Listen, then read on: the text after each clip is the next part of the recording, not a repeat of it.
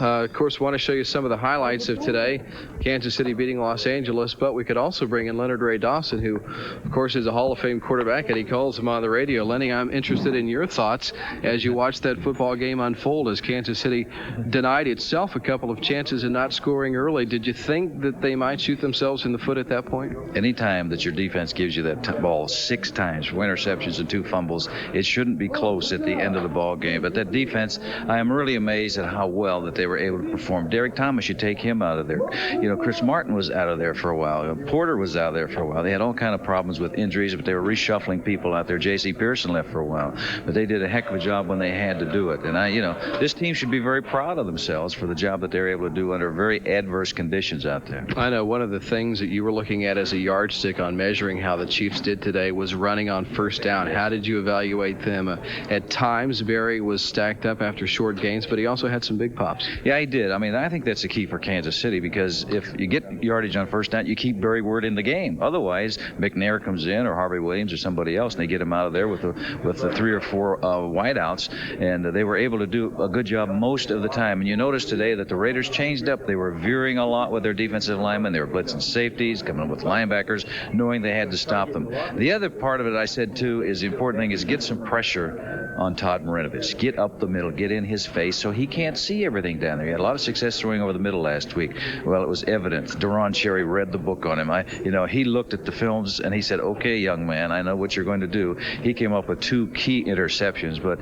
when you got in his face, he threw the ball up for grabs, and they had come up with 4 interceptions. Were you surprised we never even saw Jay Schrader warm up? Apparently, Todd was the guy they were going to stick with the whole game. Well, nothing surprises me about the Raiders after all these years, but in a way that I am, because Schrader has that rifle. He's got that arm. And there was a pass early on that J.C. Pearson got hurt, that really Willie Gault had him beaten. And if the ball gets to him, it could be a touchdown. Schrader could have gotten the ball to him.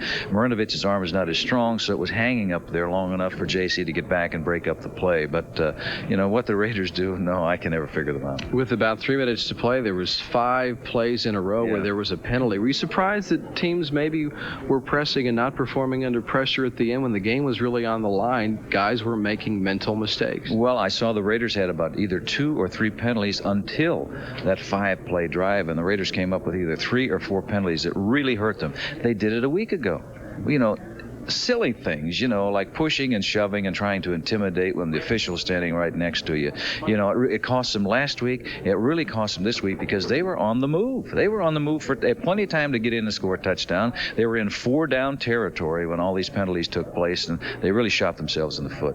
Final thought quickly, they play either at Buffalo or Denver. Do they match up better at either place?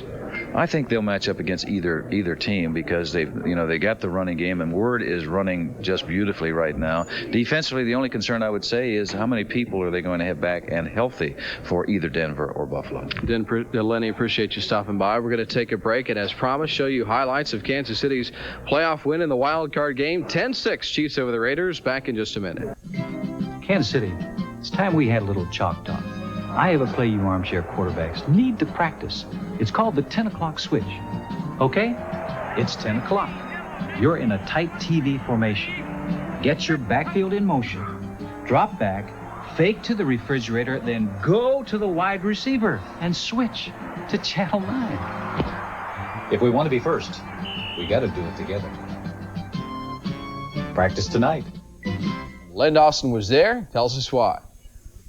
I think the fans and the staff of the Kansas City Chiefs are happier than the players. At least they're showing it more. These players have a feeling that, hey, this job is not accomplished. It's not done yet because all we did was go to the next step, win the first playoff game. They have to take on either Buffalo or Denver, and they're anxious to heal their wounds and get back out there. I think the defense did a magnificent job. Boy, with all the guys who were injured in the ball game, Derek Thomas, Chris Martin, Kevin Porter, J.C. Pearson, somehow they were able to stay together and hold together and defeat a very good Raider football team. The Raiders shot themselves in the foot a couple of times in the end with all those silly penalties, but for Kansas City, they maintained their composure. It's on to the next step, on their way to the Super Bowl. Len Dawson reporting from a happy but a very tired locker room.